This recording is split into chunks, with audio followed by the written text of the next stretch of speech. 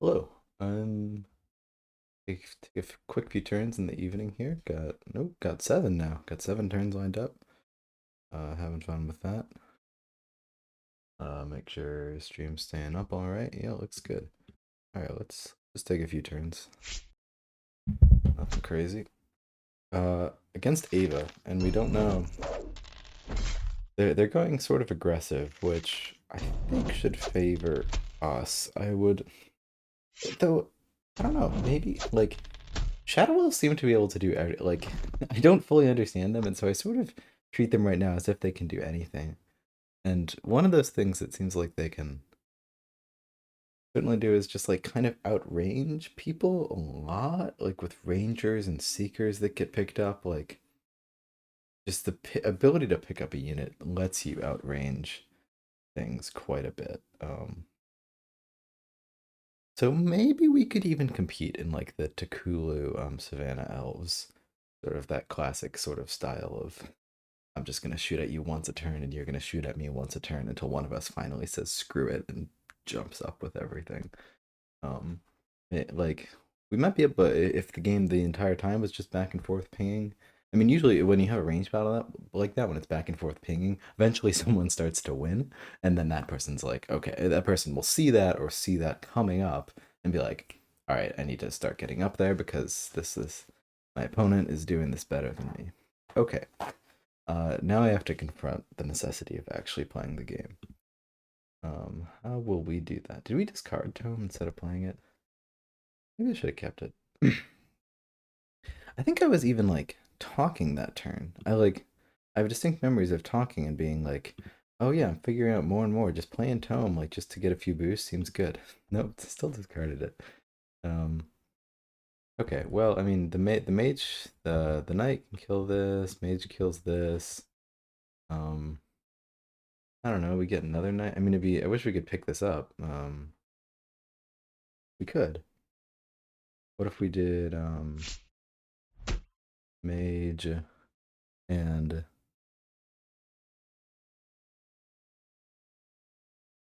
um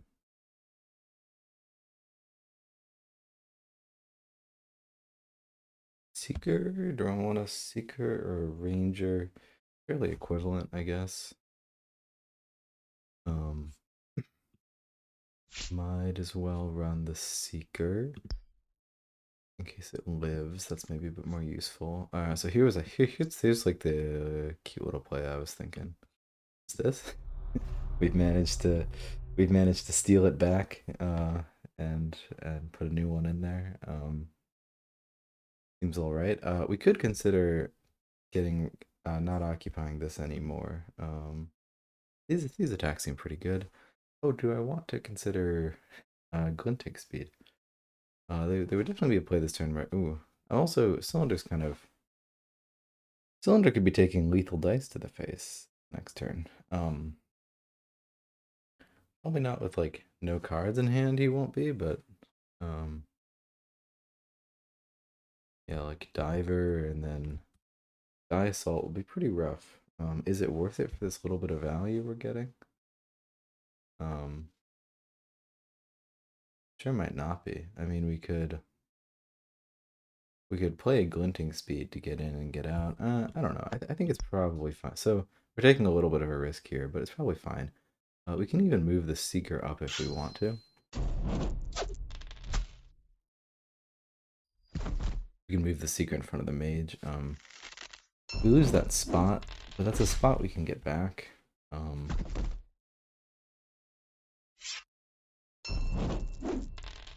it's sort of a tough decision.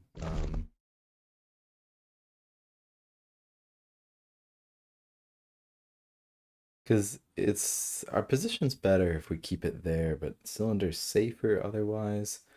I mean, it's also harder for him to get attacks in if we faint. But if we faint, not that much harder because you just put a steward here and then you can attack down this line. But they only have two magic, which is in our favor. How many rangers do I have? Do I feel bad about discarding this? I'm sort of. I always discard rangers for magic, but I'm sort of realizing, they can be kind of good, especially in like matchups where you're range like matchups where you're like donkey stacking a lot, like this one.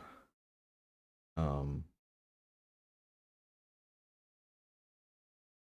yeah, if I lose that front spot, it's a little bit rough, especially since they've kind of said to us, "I'm committed to rushing you down." Um, and so I'm not gonna do it. And we'll just discard. Discard Samara. Samara seems pretty unplayable against Ava. Ava could probably punish her pretty hard. Um, not let her get any kills. Interesting hand. Yeah, I wonder. I could have thought a bit more and seen if there's a way to get glinting speed off, but it didn't seem like there was because we were relying on like we weren't relying on rolls that always hit. We were taking a 2-on-2 melee and a 3-on-2 range, so it's like, do we really want to Marvel that? That's funny. I would expect those. Expect those in opposite spots. I guess that makes sense to Deceiver. Oh yeah, we took a turn this game. Good, good.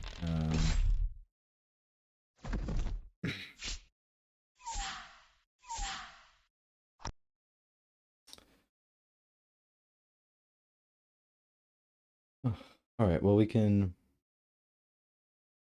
kill the shaman pretty easily. I mean, this is what we want. This is like just all of their units. Like he's staying back. Doesn't have a super defensive position. We could get a wind archer to shoot down this gate. We could put a mage here, archer here, deceiver here. Okay, the archer might have to settle for here because they don't have enough moves. Deceiver here, and then the archer gets a shot, and then the mage pushes the deceiver over another spot.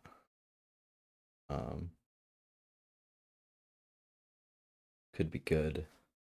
Though like it's pretty easy for them to just summon a unit there. So like, what am I really doing by pressuring this gate? Like, they can defend it pretty easily. Though like we can force them to defend it. But what? Like force them to defend it by putting a deceiver there? Like, am I really fighting the good fight here? I mean, I guess I'm forcing them to engage on a deceiver. Um, only a 2 health deceiver though, so they could attack through it and kill me. I mean, like my first thought when I saw this turn was like, okay, well, you can always do the stack. That's like your default play. Would be like, I guess this would be the witch. So witch, mage, deceiver to here. So we just would have a stack like this, and then after we do, or sorry, I guess the mage would start there, but we just get 3 attacks basically on the shaman. And then what we'd be looking at deceiver, mage, witch. I don't feel like that's pretty. It's not incredibly defended. I'm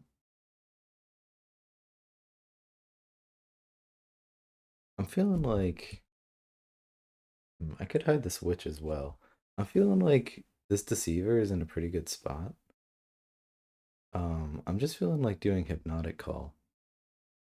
Um,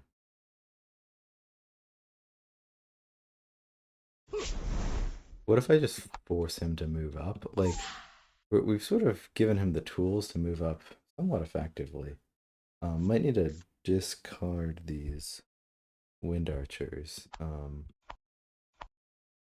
The actual plan here was hypnotic call. Is 4-on-2 is a lot better than 3-on-2. And then we'll just push a deceiver in front of Takulu.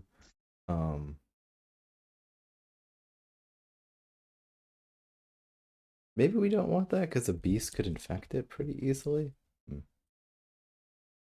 Not that easily. Is this a better spot for the deceiver? What's the best spot for the deceiver this time?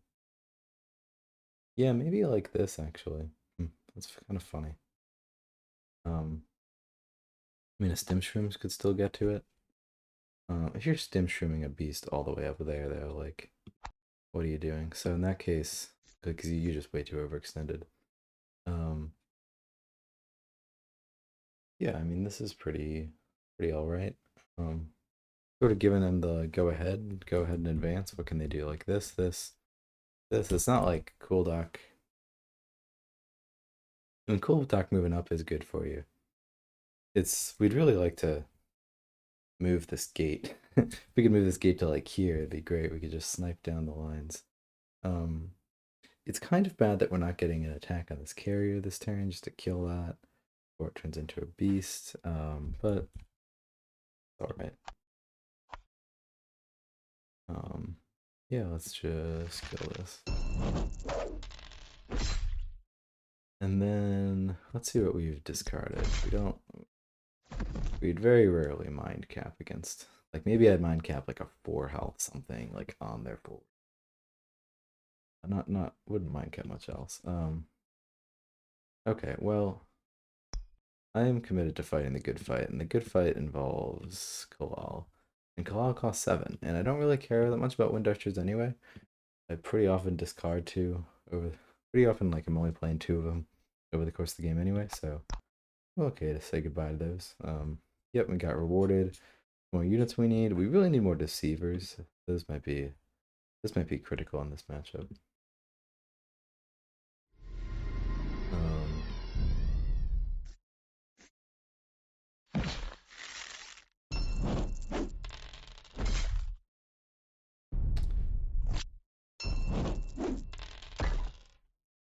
Interesting. Can I chant of power you? Yes. It's nothing crazy, but we take less than crazy. Um,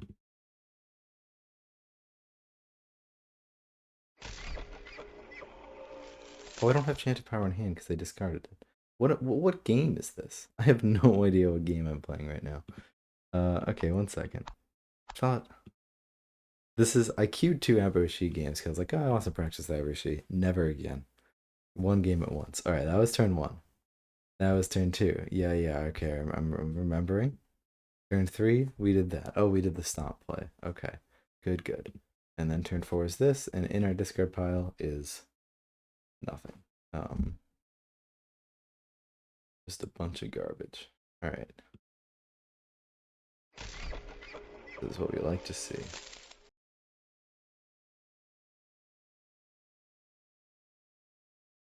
Um, I mean, heck, like it's kind of silly to spawn this many things, but like,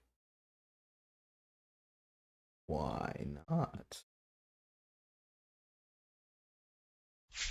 Do I really spawn the mage too? And that just kind of dies. And then what? 1, 2, 3, 4.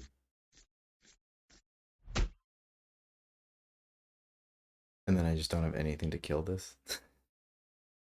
This is a great plan. Um, do I leave the rhino there?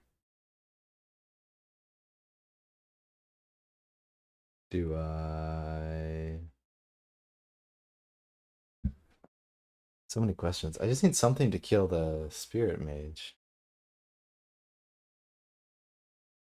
Um, I mean, maybe I don't. I mean, I guess the Archer can. The Archer was going at Takulu. Um,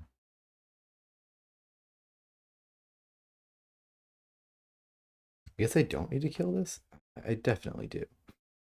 Um, I'll just make life kind of hard for them. Yeah, I mean, this is pretty silly, but like, we take those. Um, I mean, yeah, like this, this is we're pretty comfortable in this position. Could have a bit more magic for sure. Are we ever realistically breaking down this gate? I kind of doubt it. We might, but I don't know if we want to weaken it and give them the option to break it down. Because I could see a border archer behind it shooting through it. Okay, we'll attack it once. Just to keep our options open. And big gate. I never really mind doing like first attack on the big gate. Though maybe, I mean, granted this can result in a like a ranged matchup, in which case more health and gates matters. It's like almost never that like I mean like this thought experiment works where like actually it's bad to attack your opponent's gates because that means as far as initiative and end game goes, you're gonna be required to uh start to move forward before they would. Because if you're just like trading shots at other people's gates, that situation like almost never happened. Like I don't even know if I can like think of a game where I've actively thought, oh, I shouldn't have attacked that gate because now I gotta like have initiative sooner. But like definitely would, definitely could. Though I have had games where it's like the difference between one health on the summoner means, oh, now I'm the one that has to go forward because I have it's like we're at the same health, but I take my turn first. So if we just take inactivity damage forever, I lose first. I had games like that where it's like not like them being able to take a free shot at me at my gate, but myself not being able to take a free shot at their gate makes all the difference and like makes you feel like you lose the game because of that. So yeah, that sort of end game thinking definitely works, and I trusted to work in there too. Big misses. Hell yeah, we take those. I think Cher has actually messaged me that game wasn't going so hot. Oh, what was that? That was absurd. We take those. I will not even lie. We take those. Yeah, the Seeker could go back if it wanted to. How's this game going? Anything to reclaim? Any sort of something or other? We could damage this gate to scare him with a pulse. Yeah, I don't really see a reason to home. I think we're into darknessing around gate this turn. That seems pretty good. We might just hold tome with the thought like, hey, this matchup's very late gamey, and like I don't even mind spending tome just to reclaim a common. Like, not that good. I could tome my own seeker, nah, but not if she's out of range. So, alright, I think this mage is getting picked up. Putting right back down. I'm thinking about just doing this. Seems pretty solid, and then I guess this as well. I guess we wouldn't get the hit in this turn. Um, so maybe Lucian doesn't go there then. Does she even go square up? Because I'm thinking like if I move Lucian up here, then I won't be able to move any further. I won't be able to move cylinder. We're bringing our own gate down to. Oh, we could also bring our own. We could just put maximum out of this gate if we don't move Lucian. I think that'll get me. You know what? One more boost. When I'm already not even sure if I want to move Lucian.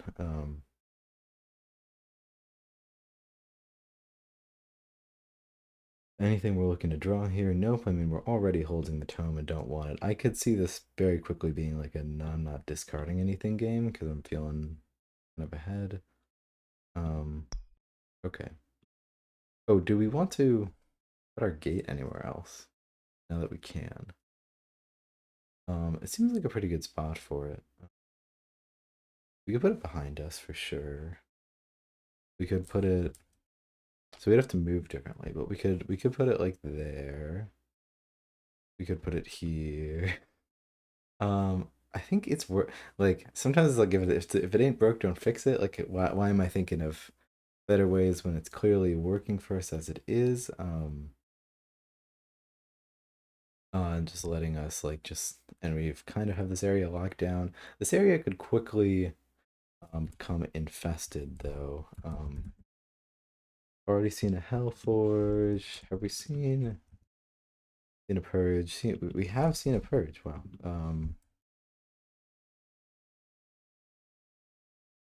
We've seen one of every event. Yeah, so I mean this is fine. Grade A fine. Do we want to play the other gate? No. Like I don't see this position seems bad. It seems like it's like what we can spawn units here now as opposed to everywhere. And this gate has us like completely covered behind where they are. Just it all seems good. Yeah, I'm gonna have so many cards in hand that it's gonna be like, well, guess I'm not like even discarding anymore. Interesting. I did draw the Shadow Pulse. I am not gonna play it because it has no use, but I might hold it. Wow, we milked that gate so hard.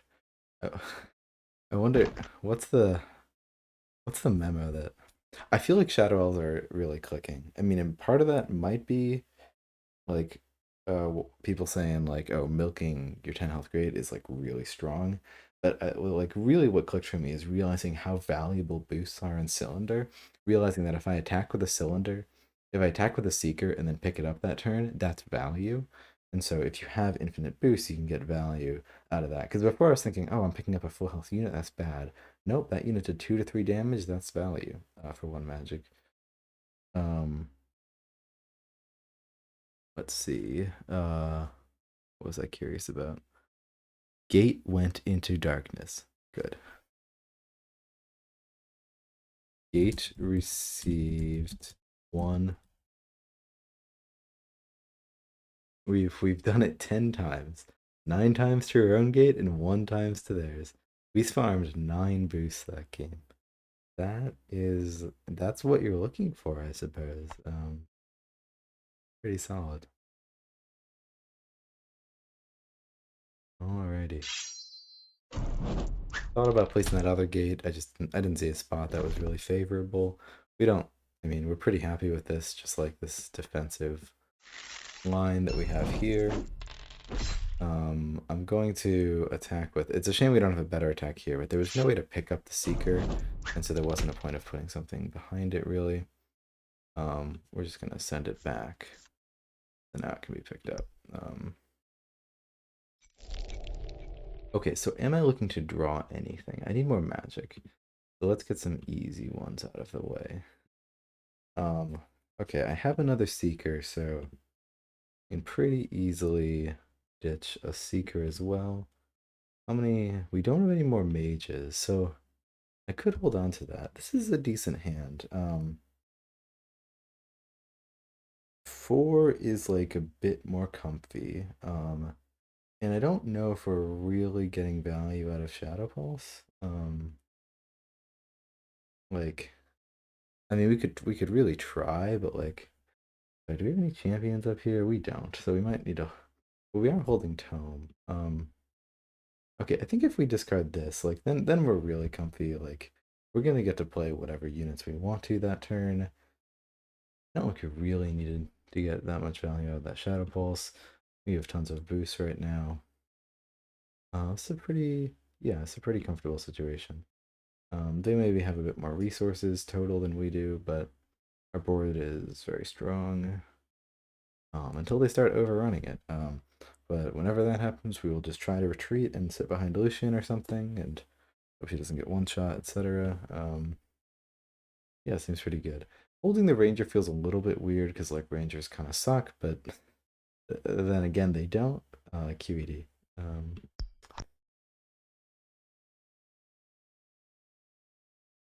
Now let's keep going.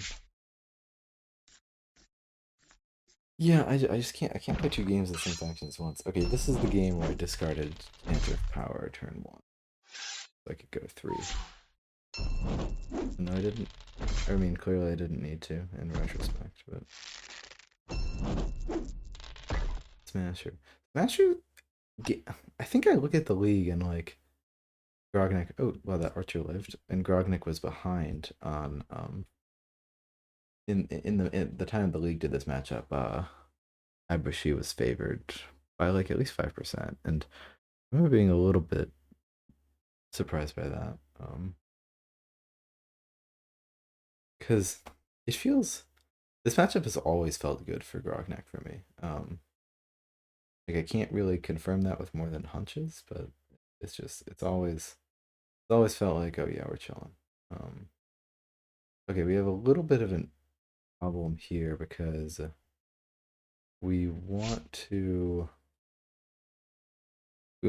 we can't, so we can't occupy all the things we'd want to occupy. I want to occupy this gate. This is the everyone puts a gate here. Jack's been talking to me a lot about how often they put a gate here. That's real funny. It's not my go-to gate for sure. But like I see the appeal. I see the appeal is for like Balzar. So maybe that's it. Like because putting a gate there and like in like for Balzar, you might see even more like this.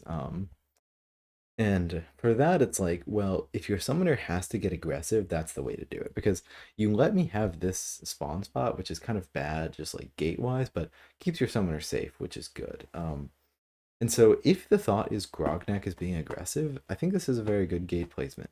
If the thought is I'm playing a value game, where gate positioning matters a lot, I don't think so much, because like me occupying this position is favorable. Um, what if we did so? Yeah, and especially Jexix like Jexix Brub deck gets some big. This doesn't. It's not gonna get whatever. Do we want to just move a Rhino there at this point? No, we have to. So I want to double shot the Smasher. What am I talking about? Jexix Brub deck can be very aggressive. Which which makes that make sense. I would prefer to put a Rhino there. But what can you do? Can't win them all. Yeah, it seems good. Guaranteed kill. Brew in person, might not even have to roll the dice.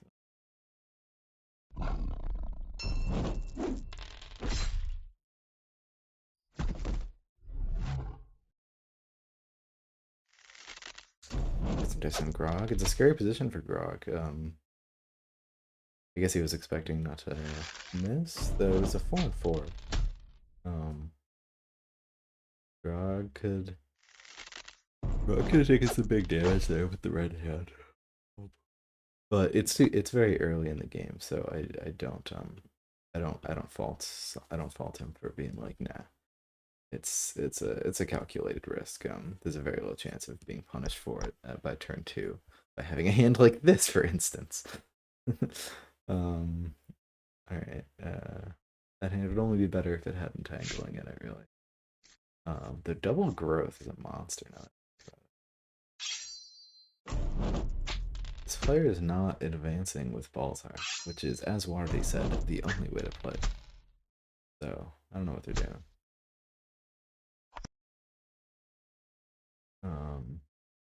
Okay, we can finally get our war down as we want. They're taking big advantage of this Arbiter of Peace position, so I might try to change it.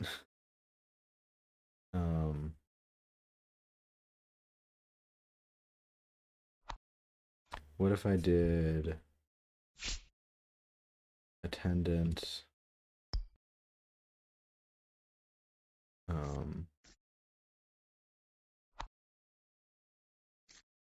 Yeah, I think it's fine there. It might die there though. I think it's something like this. I guess. Oh, but this guy's gonna die in its next turn. Oh no, no, I see. It'll die when it attacks. If this isn't dead, this is not. This is also the symbol for chains. That needs to be changed. um. So the piece could die there. No, it's not really in that much risk. I mean, if we move it back one more square, we can do more damage to this berserker. But I think it's better to keep all these units protected. Sanctity not doing anything real for us right now. We can move Valeria up just because we want to. Sure. Probably discard Sanctity though, especially against Balzar. Sanctity seems like a dead card in lots of matchups. I mean, it's like it's very good to have in the deck, just to be like, I'm in a tough spot, I'm okay. But it's as you'd expect, it has its downsides. Yeah, okay, this is pretty good. Any better spot for that Arbiter of War? Would I rather have it like here? If I have it there, we're not really hitting anything. I mean, like, we could do. We could put it like here. Our moves don't really work out anymore.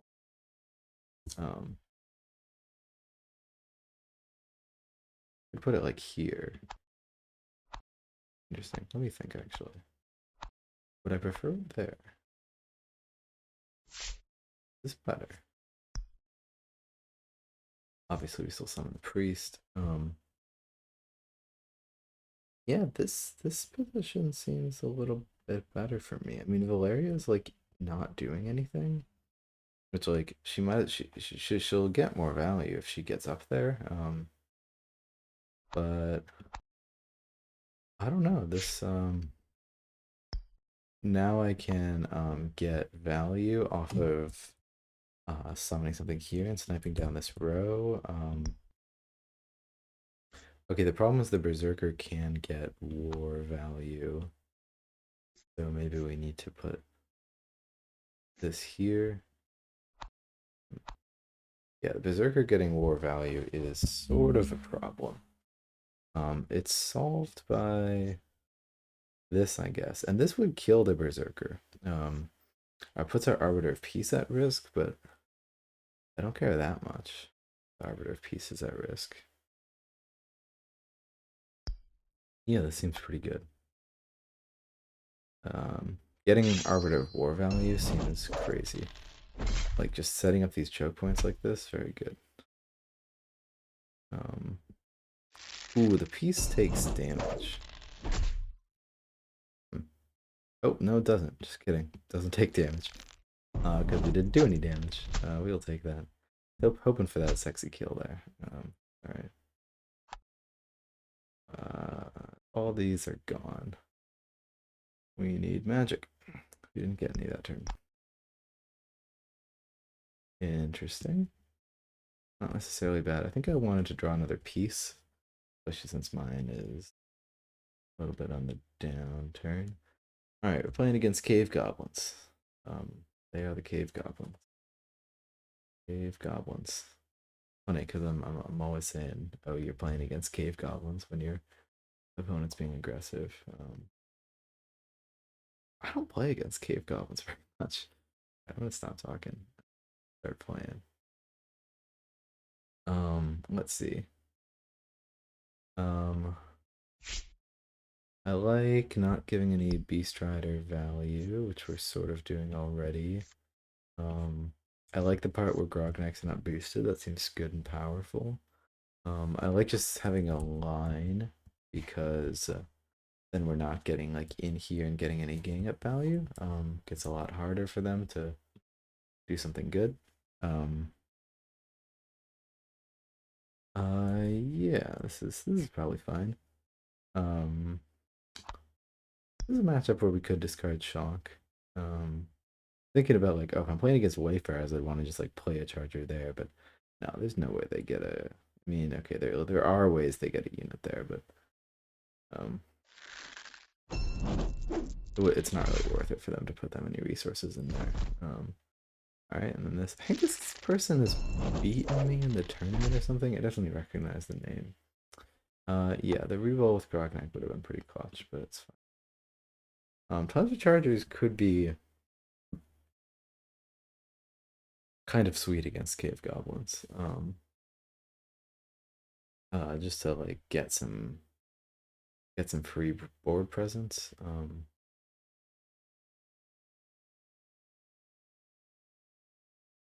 Yeah, I definitely would have used one to occupy their forward gate if Grognak had started with either of these 2 unit spaces open. But unfortunately, our starting setup limits us in that regard. That'd be insane if Grognak's starting setup was like fighter here, shaman here, um, just like where this is right now. Because okay, it wouldn't be that insane. No, it'd be pretty insane just to like be able to occupy stuff like that turn one. Yeah, I'd be tempted to like hold the Chargers, discard Chonk. I can't go against my principles that much though, so I think we're gonna have to discard the Chargers, hold Chonk. And we're punished for it. Would much rather have had Chargers than this garbage. Yeah, Shonk probably isn't the play against snakes, but it's like, oh, 11 health unit, that's good, right? Um, all right, and that concludes the short evening stream. It's fun, did some more turns. Have some takers for real-time games later this week, but let me know if you're interested around like 1:30 Eastern time. Um, if you're interested in playing a game with me, real time. Cool, sweet. I will see you around.